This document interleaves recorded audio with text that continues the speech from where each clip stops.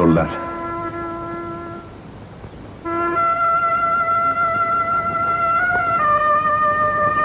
Şimdi tek bir şey kaldı. Nikah işimiz. Çok sürer mi? 10-15 gün kadar.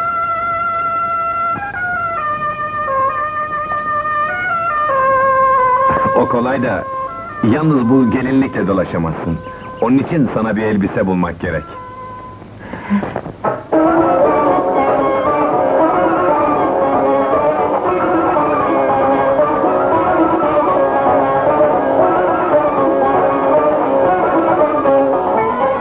Aman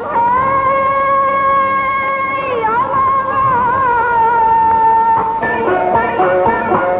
Gidiyorum gidemiyorum, asıldır istemiyorum.